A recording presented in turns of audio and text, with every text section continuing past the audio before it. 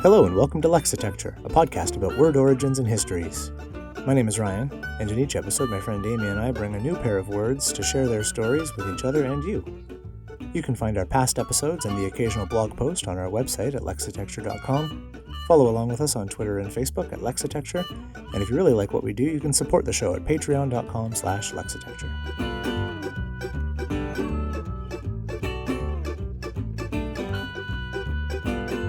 Today's episode, Fast Pancake.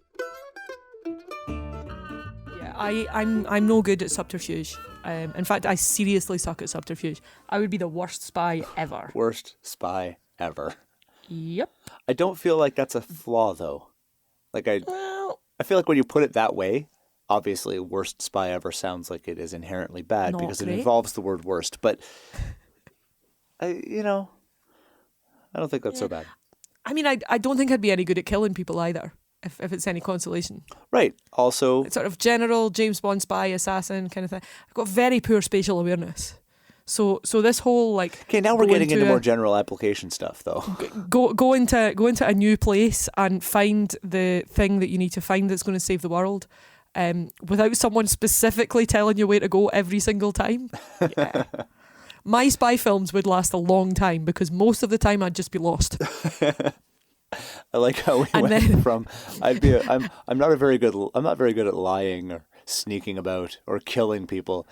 Also, my sense of direction isn't great. It's like, what can I say? I'm aware of my strengths and my weaknesses. I know a lot about poetry. I'm pretty good at words. I make a pretty good food fare. I can cook reasonably well. Yeah. I'm good fun. I know quite a bit about beer. Yeah. I'm a good teacher.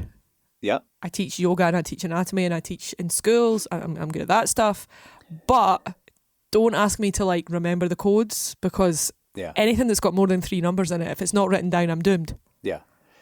So subtly getting the destiny or the location of another person, finding them and then killing them is not in your wheelhouse.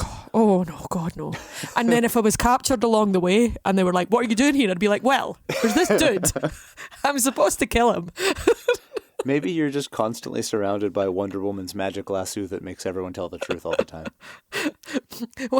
When I was a kid, I used to, my siblings used to laugh at me all the time for doing this because I was essentially lazy and also aware that I was a kid and not that clever.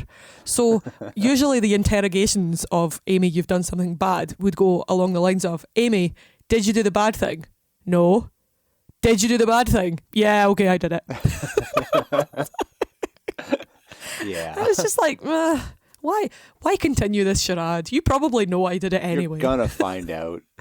This is just easier for everybody. Yeah, I like that. Our middle child is a little bit like that. He'll do a thing, or there'll be a thing that happens, and I'll just walk in, and I'll just sort of dead-eye him for a second, and be like, "Explain yourself," and he'll be like, "I'm sorry." So, yeah, okay, good. Yes, See, his siblings know him as the weak one. That's right, exactly. But anyway, so by way of context, just in case I leave that part in because it was a fun little chat, dear listeners, we had another bout of the old technical difficulties last week. Oh, and so, dear listeners, mea culpa. My PCM recorder fell off the stool I had it sitting on halfway through the episode, and I'm a faithful sort of human being. I was like, I'll be fine. It was not fine. It's not fine. So no. If you hear us say mysterious things like we talked about last time, you are not in fact losing your mind. You have not, to the best of my knowledge, had a stroke recently. It's just that we are operating in a different universe than you, where we've done this before, but this is the first time we've successfly recorded it. Fingers crossed. And if you did have a stroke recently, get well soon. That's some crazy stuff. We definitely don't want to make anything worse. My mum has a guy who comes to do our garden. Yeah. And I think she was away on holiday for a couple of weeks, and then she kind of lost track of when the gardener was coming and when the gardener wasn't coming. But he's quite sort of a low-key guy. He'll generally like just, he'll rock up and he'll cut the grass and he'll tidy things up, and it's quite a casual arrangement. And the next time she saw him, he said to her, "Oh, I'm sorry I wasn't here last week." And she's like, "Oh, it's cool. I was away and I wasn't really sure." He's like, "Yeah, I had a stroke." Jeez. And my mum was like, "Last week? What?" So yeah, it seems that my mum's gardener is just hard as nails. Yeah. So if you have recently had a stroke, may your recovery be as swift and smooth as my mum's gardener's. Yeah. Honestly, though, if I had to pick, like, if I was tasked to generate a character whose primary trait was just utter resilience in the face of physical ailments or challenges or things life throws at him, I might come up with Scottish Gardener. Like, Scottish Gardener would be on my list at any rate. Yeah. Given no other restrictions. Sounds pretty hale and hearty, the Scottish Gardener does. Yeah. Yeah. Like, it just sounds like a reasonable, reliable chap. But this is also, in the interest of full disclosure, this is the first time that we've actually had to do this. We had a technical difficulties affair, maybe like episode 3 or 4, I think it was. It was like quite a while ago. A long time ago.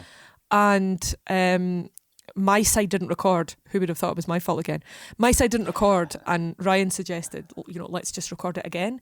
But I didn't like the word all that much. I felt like it had been an okay word, so we just moved on. And yeah. I think you repeated your word at a later date. I used my word when we recorded last year at Sound Education with Kevin Stroud. Yeah, that's right. Adamant was the word I was doing for that one.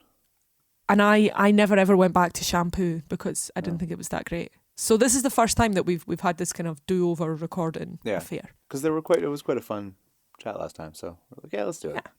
Anyway, tell me all about Sound Education. Yeah, Sound Education was amazing. So we weren't speaking at it this time because the organizers, Sound Education, for people who are new or unaware, is a educational podcasting conference held in Boston for the last 2 years. We were speaking on a panel last year at the inaugural event about podcasting, about language, and this year's language panel was amazing. But the organizers had sort of said, if you could pick different people so we're only 2 years in, we don't want to have like the same speakers. Yeah, sure. Also, let's face it, there was some kind of like glitch in the matrix that landed us there last year. It's true. I still find myself, if you've seen our Facebook page, the cover photo of our Facebook page is us sitting on that panel, and you can practically see the "how did this happen? What am I doing here?" Cloud around me. It's insane. It's still a crazy thing. It is still that happened. It was a lot of fun though, and this year was a lot of fun too. It was really good. It was in a different location, which I wish I had bothered to check before I booked my Airbnb super close to Harvard, where it wasn't this year.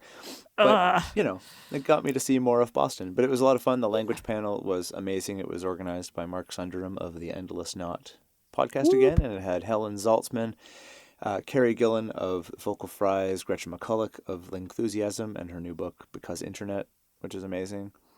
Ray Belli of Words for Granted. And so it was just a great panel. It was about overcoming language myths. And I recorded it. I'm not super happy with Twitter right now because I tried to do this fancy live streaming recording thing. And then Twitter basically grabbed the video and wouldn't let me save it to the phone. And downloading videos off Twitter is ridiculously complicated, so I had someone much smarter than me do it for me. He pirated my own video, which was great. Thank you, Paul. And God love the internet. Yeah, but the quality is not great. But all that is to say that there is a video of that whole panel, and we put it up on our YouTube channel. You're just going to have to search Lexitecture on YouTube or go to our Twitter feed where I posted a link, or our Facebook page where we posted a link, because we need 100 subscribers on YouTube in order to have youtube.com/Lexitecture, and I think we're at 68 subscribers now. So anyway, it's there. Let's all subscribe to Lexitecture twice. Yes. If you have, do you know, I'm sure I've said this before, but I have no fewer than 8 Gmail accounts. I'm sure I could just absolutely bump those numbers up quite a bit just myself by logging in and getting myself a subscribe. Get that sweet with every single custom one. URL. But you can check that out and listen to that panel, and it was great, and the rest of the conference was great. And I met some awesome people. You were sorely missed, Avon, Mark's wife and co-host of The Endless Knot, and generally amazing person in her own right, obviously. Yeah, she's great. Tweeted us specifically to at a tweet directed at you. She knows you're not really on Twitter, but at you, saying, we missed you, we had lots of fun, but don't mistake that for us not missing our dear Scottish friend. So you were actively missed, but it was a grand old time anyway, and Good stuff. Did you accidentally drink any more beer that tasted like pudding? I did. No, not the same. I did have a terrible cocktail. It sounded like it was going to be good. That's an interesting. I've had some not great cocktails, but I don't think I've ever had a terrible cocktail. This was legit the first cocktail in my entire life that I just didn't even finish. Whoa. Yeah, it was bad. But that was the worst part of the whole conference. Was it like mud, stones, and vodka? It was rum and basically Kahlua, like a coffee liqueur, and a maple cream liqueur. And so those three things I got down that list. I was like, yeah, I'm in for this. That sounds awesome. I'm here for this. I'm not mad keen on coffee flavoured things, but that sounds like those three flavours would go together very well. Yeah, it also had salt. And I thought that the salt was going to be, hey, we're going to do a clever salted caramel type of like rimming the glass with salt.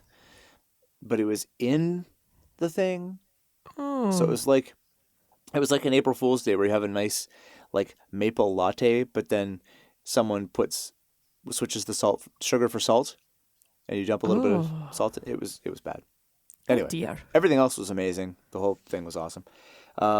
And we talked about, I did bring up Old Church Slavonic. Old Church Slavonic! This is the kind of environment, just so people know how delightfully awesome it is to be this was in the last recording. Yes. Nobody knows anything about Old Church Slavonic.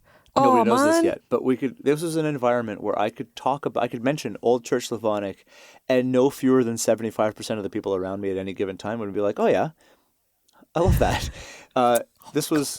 So the last episode we recorded, we mentioned Old Church Slavonic, and I got really excited and said, man, wouldn't it be awesome if there was one listener out there whose jam is Old Church Slavonic, and they would be extremely happy right now. And then we got probably the greatest email we've received.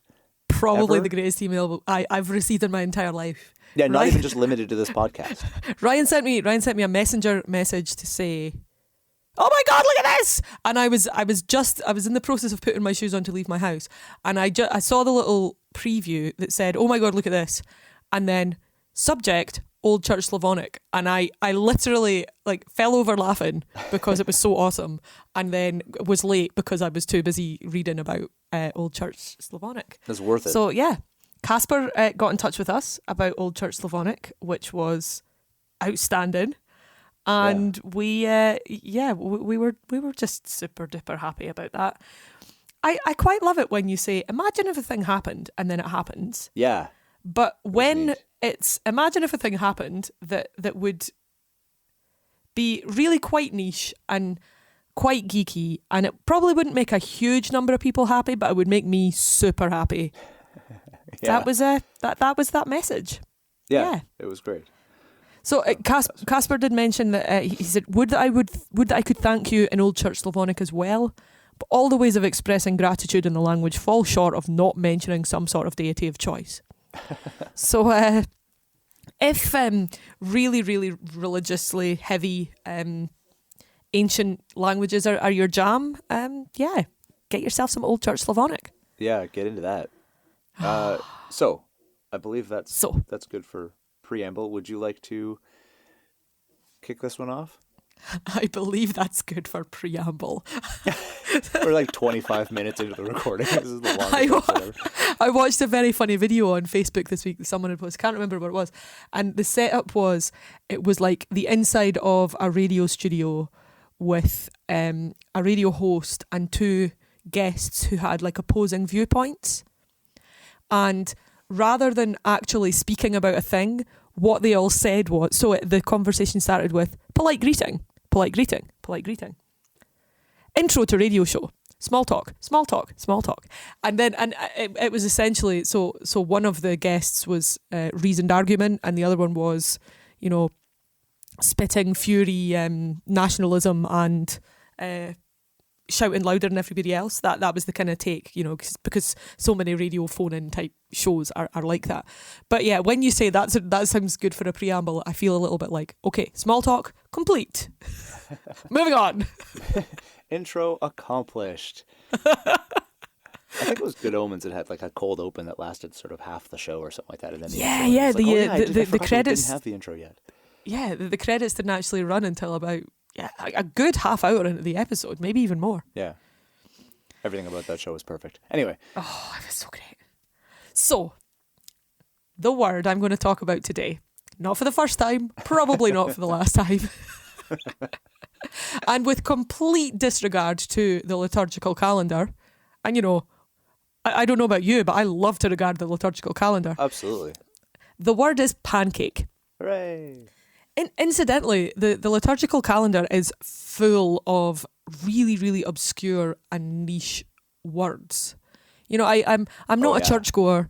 I'm not religious, but having been raised in, I was raised a Catholic, and the language of organisation within the Catholic Church is just it's fab. You get things like a triduum. Where do you get a chance to use a word like that? Yeah, not elsewhere? Nearly often enough. Yeah, just not often enough.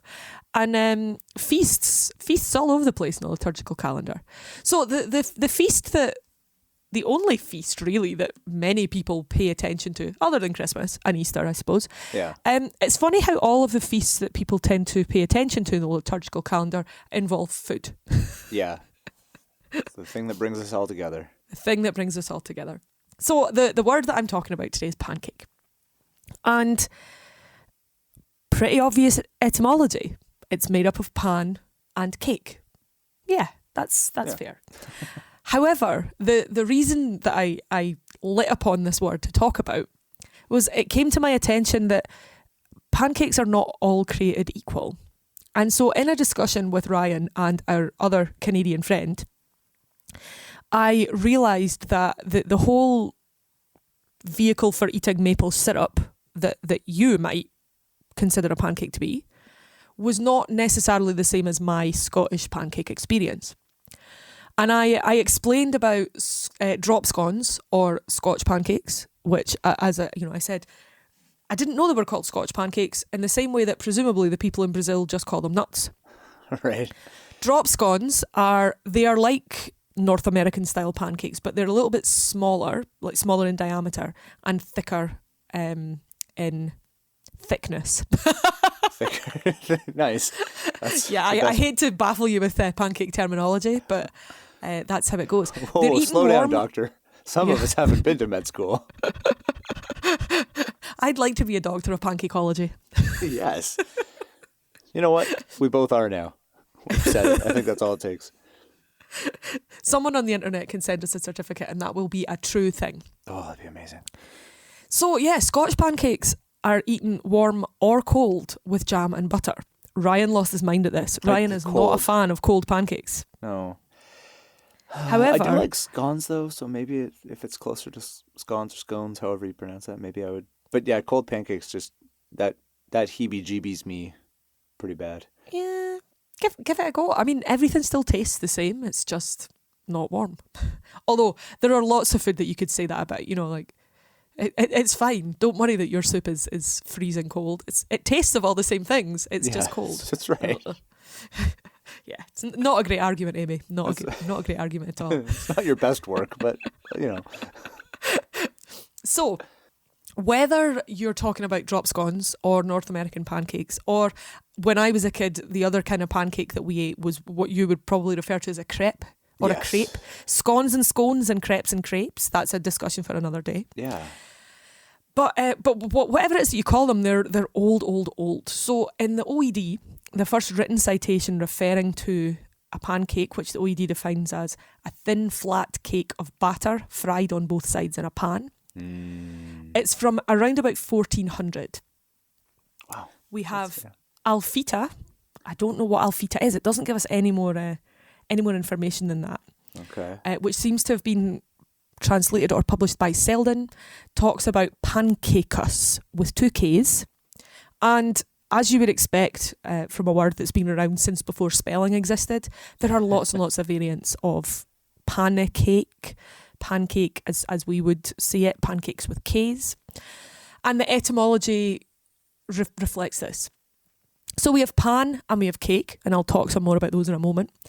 But we also have other languages that put these two words together. So we have Middle Dutch pankoeken or pannenkoeken, Old Saxon pannenkoekelen, Low German pankoek, Old High German pfannkuchen, pfannkuchen, and no, I'm not having the aforementioned stroke. This one got really, really interesting. And if you want to dive into the incredibly complex word of ablaut vowel variation, you can read about how pancake became pfannkuchen, as far as I'm rendering it. But frankly, it made me feel a little bit flattened and fried on both sides in a pan. However, the really, really cool thing about pancake, and this feeds back to what we've talked about this so many times, that the OED, God bless it, and its wonderful, wonderful work, gives us the oldest written citation of a word, which doesn't necessarily bear any particular relation to how old that word actually is. It's just, A, someone bothered to write it down, B, we still have evidence of the place where that person happened to write it down. And we get a really lovely example of this because, despite the first written sense of the word being given at around about 1400, the OED also states that it is apparently attested earlier as a surname. Mark Pancake and Pancake, that's dated as 1283. So I had actually forgotten about this. Yeah, how could you forget about Mark Pancake, ever. Man? Oh. Right, give us your two Mark Pancake theories as you did last time, because this hadn't really occurred to me and I liked it a lot. Okay. So first off, one of the reasons this is so hilarious to me is that for a while, one of my best friends back in Korea and bandmates, we had a thing where we would ascribe a first name to a phenomenon and pretend that was the inventor of that phenomenon. So we were playing travel chess and someone bumped the board and the chess pieces didn't move because they were magnetized. And Ike said, "Thank you, Joseph Magnetism." And so it'd be things like, something you have a ball that went up into a tree or something and it would fall down. He'd be like, "Bless you, Hans Gravity." And so the idea that there was an inventor was awesome. I didn't think of that as a pancake. But my two, I can't tell which one I like more or which one I want to be true more, is whether this dude, Mark Pancake, was just, he was named something else and it was pre sort of established surnames anyway. And so he was just wandering along as Mark from Essex or whatever. And he ate himself so many pancakes. Just a fiend for the pancakes, man. Yeah. And so people were like, "Hey, check out Mark Pancake over there." And that stuck. Or that he was some sort of actual inventor of a new kind of thing, and he like a clever marketer, and so he actually if a pancake is actually eponymous and was named after this guy, that would also be amazingly awesome. And I don't actually know which one I want to be true more, but I want one of them to be true. Well, really badly. Listen, in 1283, no one is going to argue about your theory being correct or incorrect. I mean, no, sorry. Once again, we live in the world of the internet. There is definitely someone out there who would argue with you. Yeah, but neither of you could possibly be proved right or wrong. So I quite like to combine the two. Like, maybe Mark Pancake was the great innovator who first fried batter in a pan, and then so pleased with his new invention was he that he ate so many that everyone was like, "Whoa, there's Mark Pancake." Oh, that's also very good. It's worth mentioning also that the second citation given in the OED is from around about 1450, and the reason I'm going to mention it is it's partly because of the wonderful, wonderful resource that you used in our last episode, but also because I know you enjoy hearing me say it's from a cookery book. Yay! So, put a little of the white comad in the pan, and lay it flat a la broad as thou makest a pancake. is what we get in two 15th century cookery books published in 1888, but coming from 1450. And, we get ourselves right down to the 1980s talking about pancakes. People have been eating them and making them and, in my case, wrecking them quite a long time. I'm really, really poor at making pancakes. I always have to go through a few really crappy ones before I then get to this is an acceptable one. Right. I don't know what that's about. It just takes a while, you're just calibrating. So Etom Online, interestingly, it mentions that a pancake is used as a symbol of flatness, as in as flat as a pancake, from around about 1600. So not only are they around, they're around enough that they can be used figuratively as well as literally. So, on to the pan. Yes. A vessel made of metal or, formerly, earthenware, usually broad and shallow and often open, used for cooking and other domestic purposes. Now, what I love about this definition, a shallow vessel, is that it's incredibly broad. It's like, give it a lid, don't give it a lid. Make it of this thing, make it of another thing. Just, it's the cooking thing. Yeah. So it does seem that, just as pancakes are quite kind of generic, they can be sweet, they can be savoury, they don't cost much to make, but sometimes they're like really luxurious. And, it's a leveler of a food, pardon the shape pun. So we have, in terms of the etymology of the word pan, cognates with lots of other Germanic languages, pan, pon, and it's stayed pretty stable in terms of its form. We have it in Old Swedish, West Germanic languages, Middle Dutch, all of these different places. And Etom Online gives us the very wonderful pie root. Although this is a bit of an interesting one. So it's believed that the pie root, P-E-T-E or pete, is the origin of the word pan. We also have the vulgar Latin patna, which is apparently from patina, from Greek patan, but there seems to be a little bit of doubt about whether these two etymological roots are in fact related, or if they're just one of those, curious coincidences where words that mean vaguely the same thing have completely different etymological, the destination is much the same, but the journey is very, very different. Right. So when we look at this pie root, because, loves me a pie root. Yeah. We get... The meaning of the root is to spread. So if you consider the flat base of a pan, something that would be presumably spread out to make it, and also somewhere where you would spread things out, it forms all or part of compass, El Paso, expand, expanse, expansion, expansive, fathom, which we've talked about before, pace, paella, pan, pandiculation, pas, pass, passe, passim, passacaglia, passage, passenger, passport, paten, patent, patina, petal, spandrel, and spawn.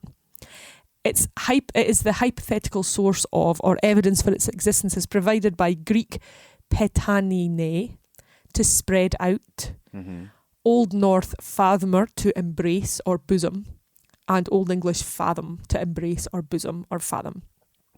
And if you didn't know that the word fathom also, boobs, then go back and listen to that episode, because everybody likes hearing about boobs. Yeah. That seems to be my take on it anyway. Yeah. So then we get to the cake, which Etom Online says comes from early 13th century. Flat or comparatively thin mass of dough. Okay. OED, however, has a much, much, much earlier citation from around about 1230. So it's conceivable that Mark Pancake was, kicking about when this particular written citation was created. Here cake burneth o the stan. I do love that the first written citation of cake seems to be about the cake burning, because, as I mentioned, I did say earlier on in the recording that I was pretty good at cooking, not so good at the cakes. Right. Well, baking is a different thing, though. Baking is a different thing. Baking is chemistry, and it's weird and finicky and magic. Definitely going to take that. But cake as a... I'm having a little laugh here because I was about to say cake also, making its way through the ages. Cake's pretty ubiquitous, and it's also quite a generic definition. So OED has it as a comparatively small, flattened sort of bread, round, oval, or otherwise regularly shaped, and usually baked hard on both sides by being turned during the process. And once again, it's like, is this a cake? Yeah, sure. What about this one? Yeah, that can be a cake. What about this one? It's made of a completely different set of ingredients and it's a completely different shape. No, it's still a cake. Yes. So, yeah, it very much still counts. What's just occurred to me, which I'm finding slightly hilarious, is that when I was a teacher and I worked in a school, I was in fact, I feel like I've spoken about this before, but I was banned from talking about probably the biggest cake-related cultural phenomenon of the last 15 years. I was banned from talking about the Great British Bake Off. And the reason behind this was, I'd go and sit in the staff room and eat my lunch with a bunch of people. Some of them I knew well and I was friends with. Some of them I didn't know so well, and it's not like I hated their guts, but they were just people I ate lunch with, whatever. Yeah. But everybody loved the Bake Off. Oh my God, did they love the Bake Off? Right. Now, if you love the Bake Off, then that's fine. Good for you. I'm glad that you enjoy it. There's a lot of TV out there that I don't enjoy that other people do. Good. Fine and well. That's how the world goes. Yeah. However, I was accused of, quote, sucking the joy out of Bake Off.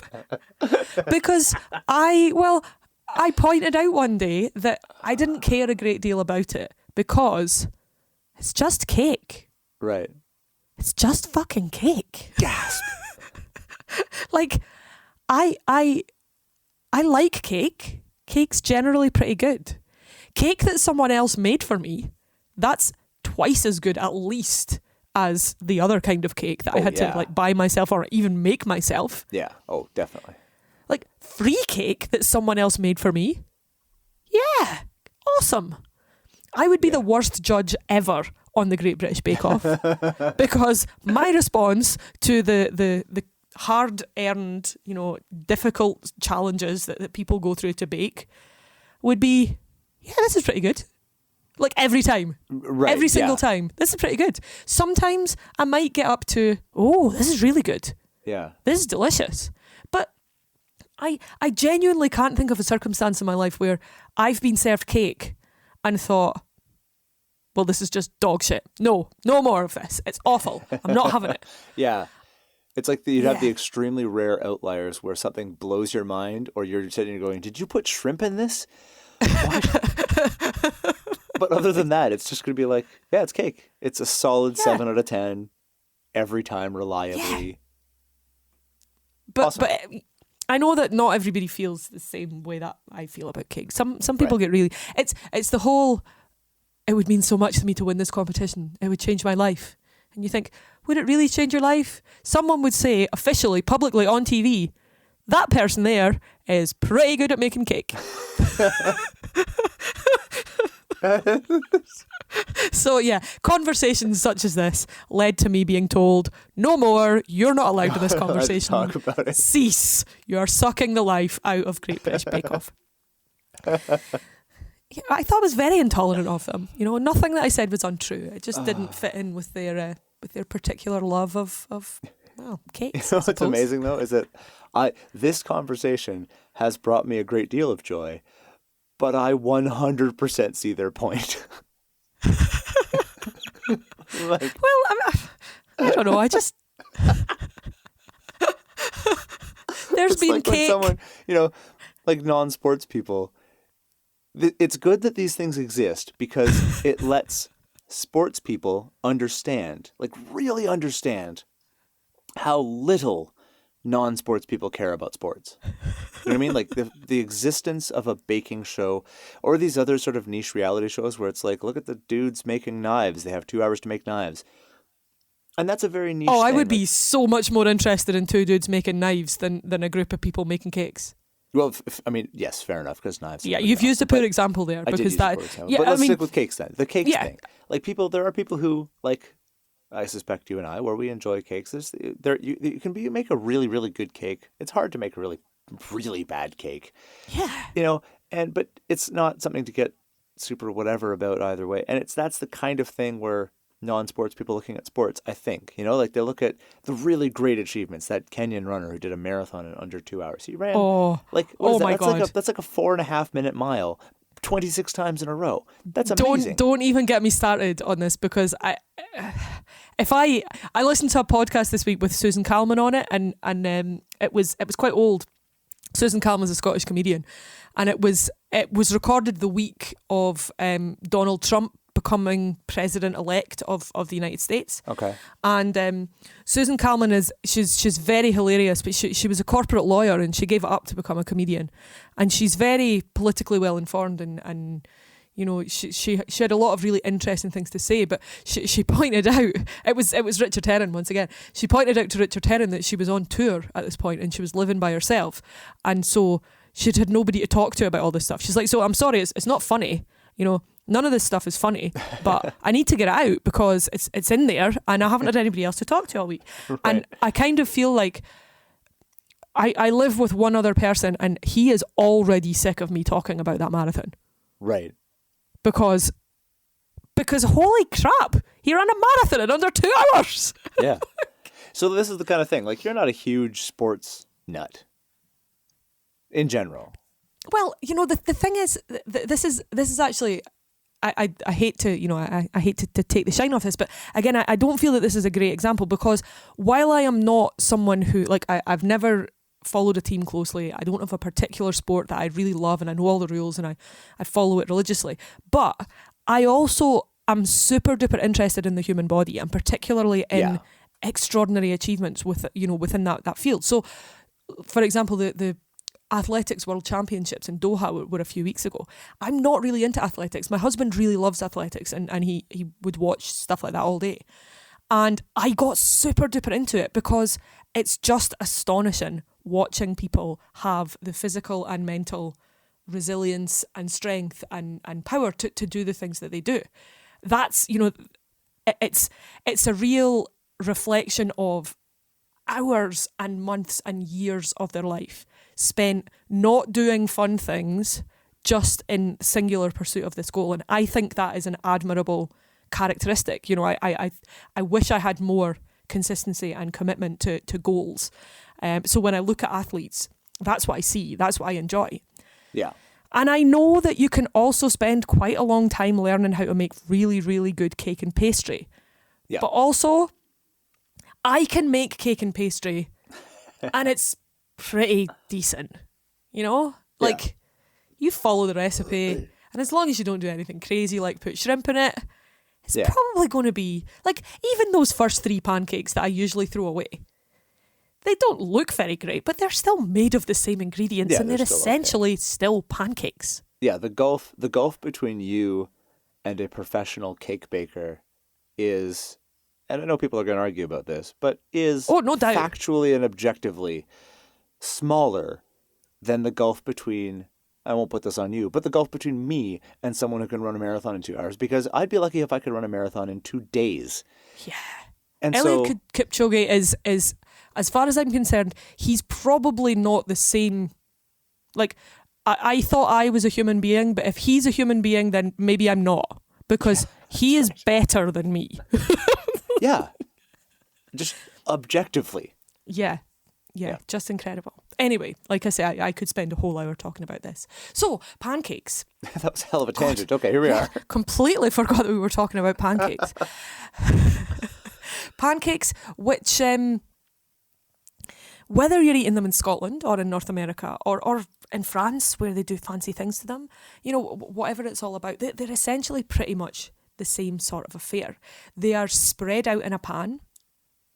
They have reasonably same sort of ingredients, but my God, they're so influential when it comes to language. So when you look at OED online, you get this little sidebar that tells you about all the other usages of this word, particularly where it's been put into a compound with others. Right, yeah. Here are some of the pancake ones. So we have as flat as a pancake, which we just we spoke about. On pancake wise, pancake batter, pancake breakfast, pancake coil, pancake day, back to the liturgical calendar. Pancake descent, pancake fashion, pancake hat, pancake house, pancake ice, pancake landing, pancake lens, pancake like, pancake making, pancake plant, pancake race, pancake roll, pancake shaped, Pancake Tuesday, Pancake Turner, Pancake Words, Pancake Wise, and Pancake-ish. Wow. I like pancake. I've never seen pancake-ish before. I like that. And then when you take a look at pan and when you take a look at cake, you get just as many, in fact, more in both cases, of these phrasal words. I love that so much of our language has been influenced and spread upon by this pretty ubiquitous, pretty humble, broadly defined, take a flat thing made out of something, put in a batter made of some other things, and do this stuff. Yeah. And there you have it. Very, very That's simple. cool. Very, very, totally ubiquitous. The last thing that I'm going to say about pancake, I did indeed mention this last time, so please pretend to be as impressed with it as you were genuinely impressed the last time. Okay. This comes from Etom Online talking about pan, and I don't know, I'm really delighted by this because I'd just never considered what this phrase means before. Okay. So Etom Online states the use of pan-shaped parts of mechanical apparatus dates from about 1590, hence flash in the pan. A figurative use from early firearms, where a pan held the priming powder, and the gunpowder might flash, but no shot ensue. Yes, I do. I was really excited when you were like, you need to pretend to be as impressed by this as you were last time, and I was sitting here going, I have no idea what's about to happen. I've forgotten entirely. I don't know what I'm about to hear, and that's amazing. So I am genuinely as impressed because this is like, it's like reading a mystery novel to a goldfish. It's like, it's always new. Who did it? So yeah, a flash in the pan. Oh, that's fantastic. Like maybe Mark Pancake thought that his invention was going to be a flash in the pan. Although we'd need another almost 400 years to have that particular usage of the word to describe his new innovation that he ate so many of that his neighbours decided that he was to be Mark Pancake for the rest. But hello, Mr. But Pancake. I very much enjoyed having a look at the influence of two very simple things going together to make something delicious. Yeah, that's awesome.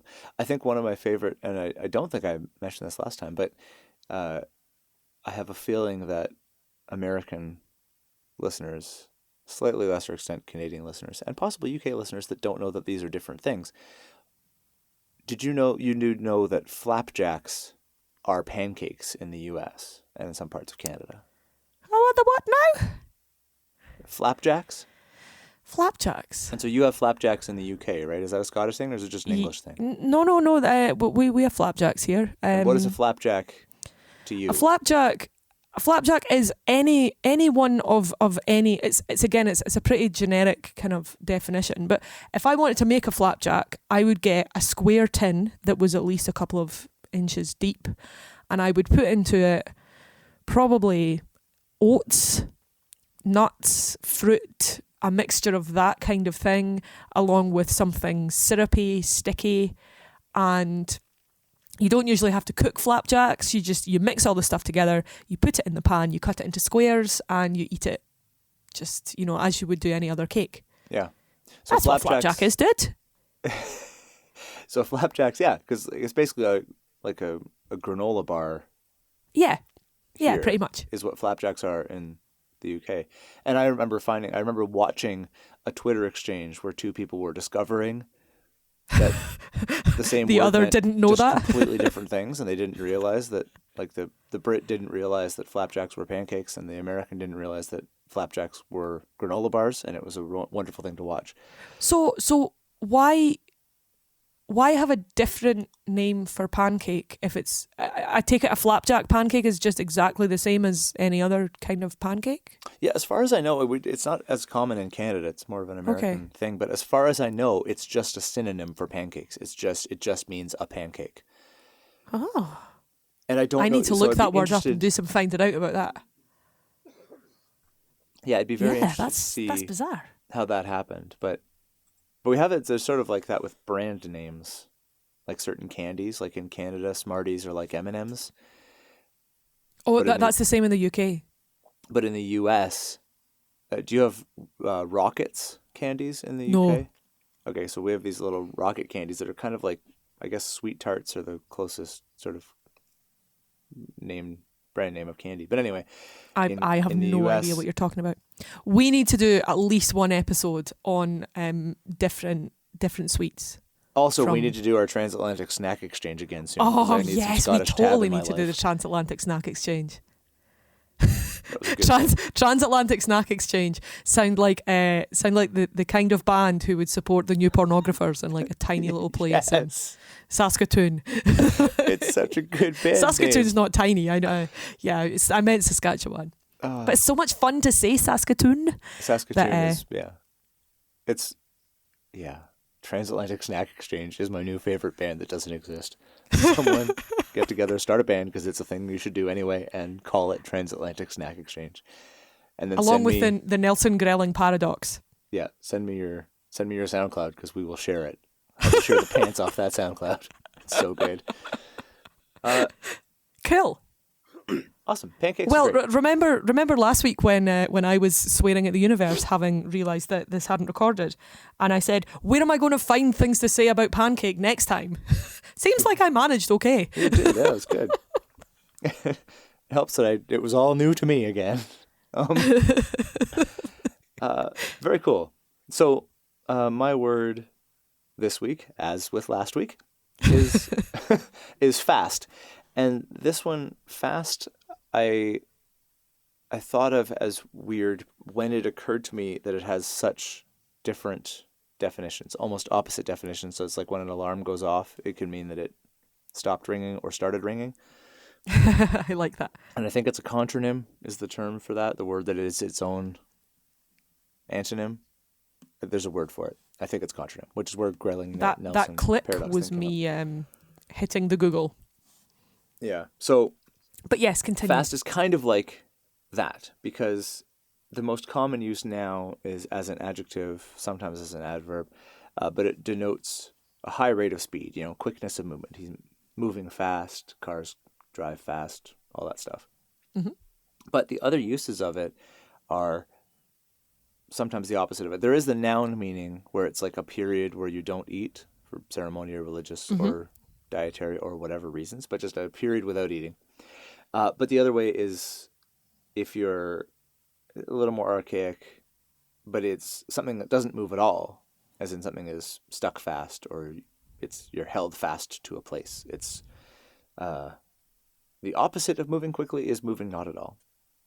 And so that was like weird to me.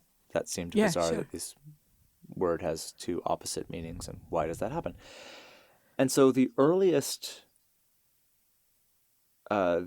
form, as in the stuck fast, the opposite of quick, is the earliest form as an adjective. Okay. Starts showing up in the OED as far back as 888 or thereabouts.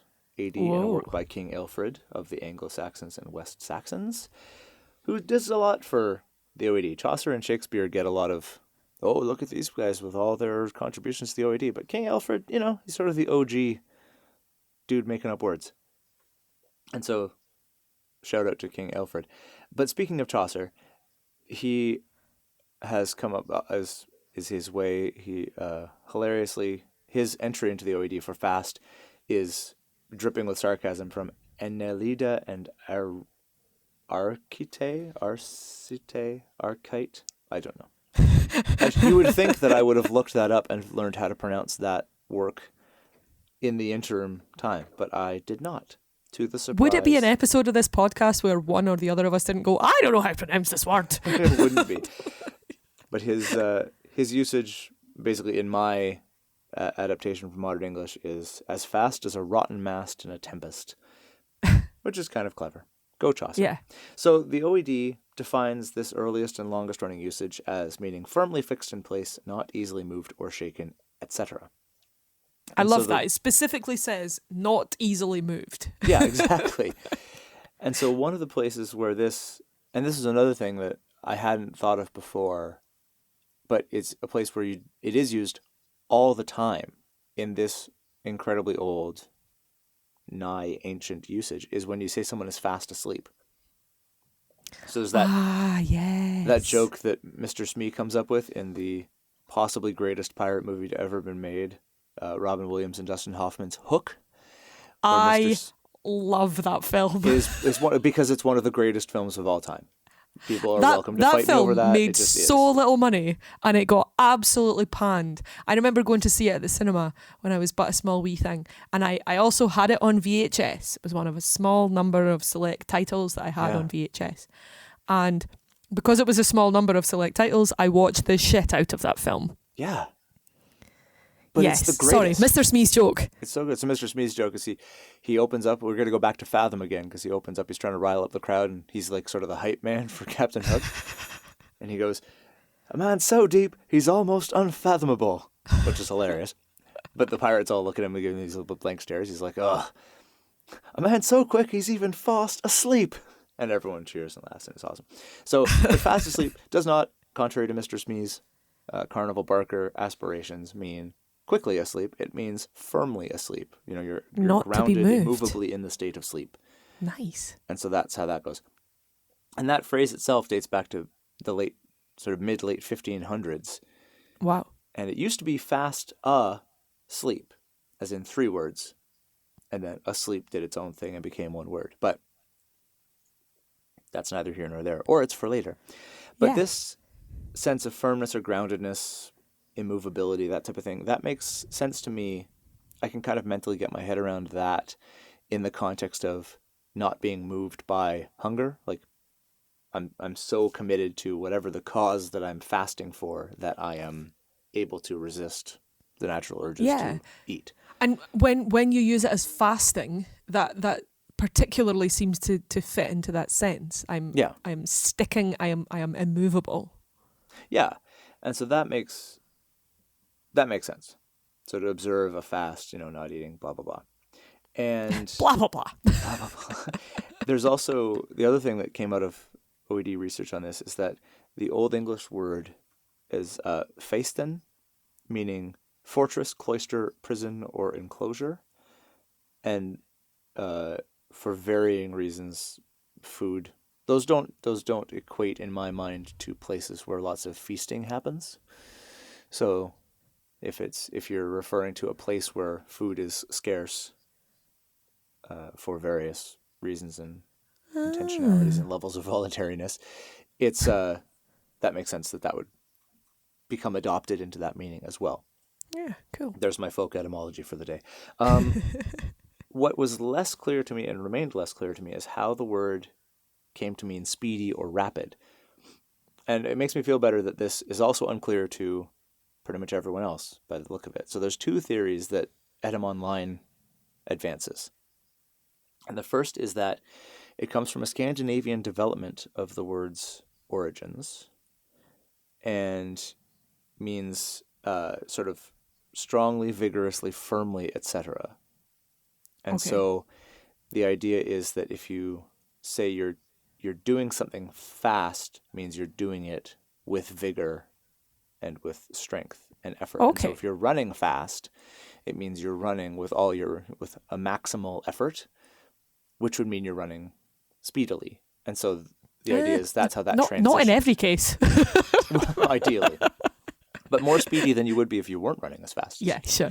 So as fast as you can originally wouldn't have meant as quickly as you can, but as hard as you can, with as much effort as you can.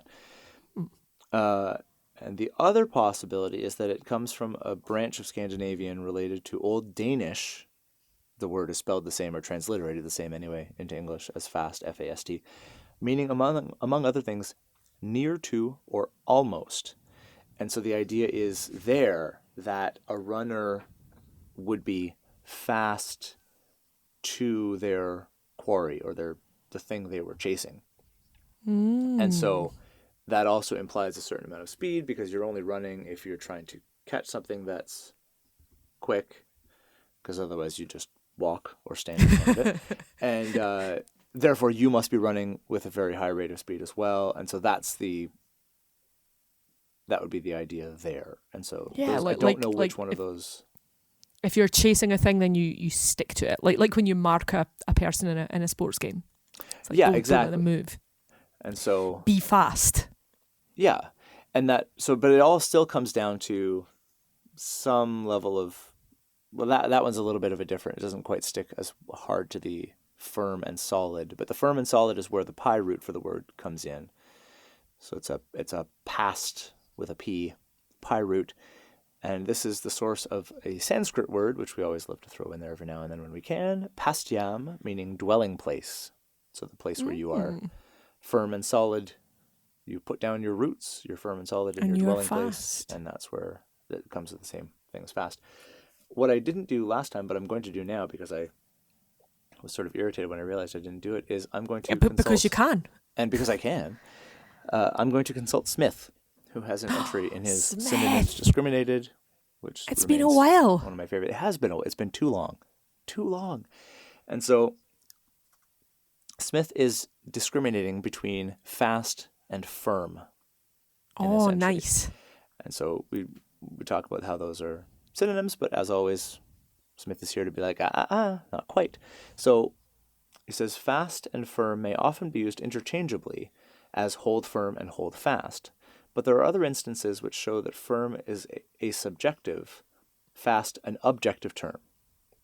So a thing is firm in itself and fast by external fixture. And this is I'm still quoting from him so here. Much. Drive a nail fast into the wall, and it will be firm enough to hang a weight upon it. Hence, firm is used of the internal qualities or substances of things without reference to anything external, as firm flesh, firm ice, and the like. In their analogous application, the same corresponding ideas appear. A fast friend is one who remains steadfastly united and attached. A firm friend is one whose affection is not easily shaken, blah, blah, blah. So you can see how there's a lot of bleed over there still. Yeah. Do you know, it's probably the first time where I've kind of thought, I don't know if I entirely agree with that, Smith. Like, I wonder where your authority comes from to discern these two words like that. But as usual with Smith, he does it in such a beautifully phrased way that I don't actually care. Yeah. He could have made that up entirely. That might be absolute fiction, and I'm still lapping it up. More, please. Yeah. Well, and the other thing he does is he compares fast and hard, which is the same where we talk about the running. You're running hard. Yeah, you're sure. Fast. So he says, for fast and hard, he says, quote, there is a use of these as adverbs of motion. It rains fast or it rains hard, to run fast or to run hard. The momentum of a moving body is compounded of the velocity and the weight. So fast, to rain fast, denotes the velocity. Hard, to rain hard, denotes, and this is pretty awesome, denotes the weight of the falling liquid. These are not two different things, but the same thing looked at from different points of view. Oh my God, I heart Smith so much. Right? Who thinks about words that way? It's awesome. So yeah, so that gets at the same thing, right? If you're running fast, you're running hard. We've lost that difference. It's the same thing, just looked at from two different ways. That's where it came from. But it's funny that he talks about comparing those two things and how they are slightly different, but doesn't compare them chronologically because he's not doing etymology. He's doing a form of lexicography, I guess. But it's so that was interesting. So there's fast. Awesome. So I have the episode it took us longest to finish ever. I have to point out that you're quite correct. A contonym is defined by Dictionary Online as a word with two opposite meanings, e.g. sanction, which can mean both a penalty for disobeying a law and official permission or approval for an action. Right. But yes. Wikipedia, the opening paragraph to the entry for Wikipedia, defines it as an auto-antonym. Now, there's just so many delicious words here. Listen to this. Oh, okay. An auto-antonym or autantonym, also called a contronym, contranym, or Janus word, Janus as in the figure from the underworld who looked forward and back, is a word with multiple meanings of which one is the reverse of the other. For example, the word cleave can mean to cut apart or to bind together. Stick together. This phenomenon is called enantiosemy, enantionymy, antilogy, or aught-antonymy. Autonomy. Squee! That's all fantastic. I love all those things. I also, because it was bothering me while I was talking about good old Mark Pancake, Mark Pancake would then be the eponym, as in eponymous. The eponymous word. So Mark Pancake would be the eponym leading to pancakes, which may or may not be eponymous. Okay, so eponym describes the person it's named after, or the name that a thing is named after, and not the thing being named after a person? So again, Wikipedia is saying an eponym is a person, place, or thing after whom or after which something is named or believed to be named. The adjectives derived from eponym include eponymous and eponymic. Recently, especially in the recorded music industry, eponymous has been used to mean named after its central character or creator, as in REM's eponymous album, REM. That's it. Yeah, because I've been using it in that way for a long time. I didn't actually think, I always thought it meant the thing named after a person, or the word that comes from a person's name, rather than the person itself. Well, technically eponymous does, the eponymous being an adjective. So you would talk about the eponymous pancake named after eponym Mark Pancake. Yeah? Interesting. Or am I misreading that? I don't know. It sounds like you would say the eponymous Mark Pancake. The person after whom the thing is named. But this also feels like one of those things where what's being described as here's what it really means and here's what it's used as is what a descriptive linguist would say, here's what it used to mean and here's what now it also means. And so except in this case where it sometimes means this, but only in this part of the world and only when people use it in that particular way. Yeah, because language is fun, folks. That feels like a prescriptivist, like they're trying to lock in the quote unquote real meaning of eponymous or eponym. Yeah. In this other way. But maybe it's not. Maybe I'm just wrong, which is completely 100% plausible and possible. It's interesting to have that sense of, who gets to decide what's right and what's wrong. And you can kind of bounce between that, I'm not a prescriptivist, let's let language breathe and move and be alive. And also, but there are no rules for anything, how does anybody know how anything works? So it's I think there's an interesting continuum to kind of surf between those 2 points without necessarily having to stake your... Well, it's like, I decided to be fascinated with it instead. You don't have to say, I believe this, I think that, and therefore I identify with other people who think that thing and we are now the same. It's just, it's better, really, isn't it? Not to... Doing this has made me infinitely less prescriptivist than I used to be. Yeah, me too, although I did comment on it was one of these where I commented on a Facebook post this morning, and it was very much, I don't want to be that person, but I am that person. Yeah. So, and it was a really charming story about a bin man in Tobermory. Tobermory is a town on the Scottish island of Mull. As soon as I've said that, I've instantly doubted that Tobermory is on Mull because my Scottish geography is crappy. But Tobermory is just delightful. It's absolutely beautiful. It is on Mull. And this guy who is a bin man on Mull has been taking photographs of what he says is the most beautiful route for a bin man to take anywhere in the UK. And the photographs are stunning, like really, really gorgeous. And so it was a little video from STV, that's Scottish television channel, a little video about this guy and the photographs he's taken. And the video contained, it was one of these sort of mixture of, presumably there was sound, I was watching it without sound, but the words came up on the screen. Since posting the pictures online, they have went viral. Oh. And much as I would like to not be the prescriptivist person who says, that's not okay. It's just not okay. Right. Yeah. So, yeah. I feel like everyone has their trigger points. Like I can't be fascinated by that. It's just incorrect. Now, people can still be wrong about things, though. It's an overblown slippery slope argument. I did have a lot of fun looking at the comments where I riled people up by posting that article that was written without the use of any apostrophes whatsoever. Oh, It was yes. advocating for the elimination of apostrophes. All the strong feelings. And I love an apostrophe, but I had no idea it would have that much reaction from people. It was really funny. I don't think we've ever had that much engagement with anything we've posted. No. Before it that. was absolutely the hottest topic thing we've posted. So there you go, people who are looking for internet penetration. If you want people to really engage with your posts, just tell them that they're not allowed to use a tiny comma-shaped thing, and they will go wild. Yeah. No more sky commas for you. Fantastic. I love sky commas. That's great.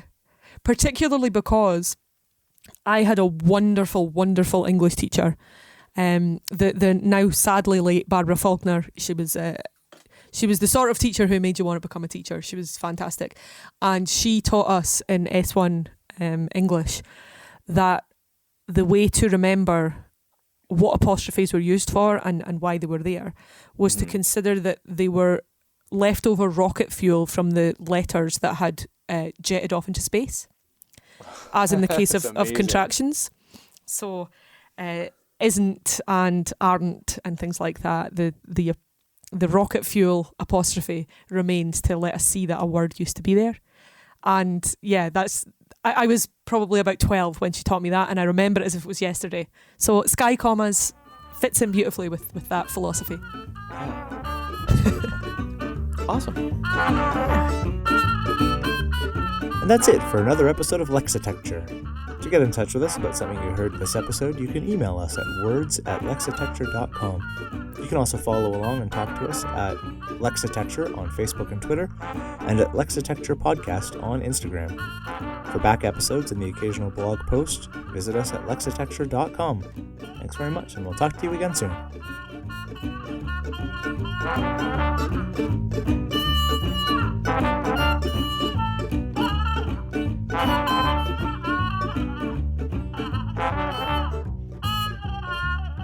Thank you.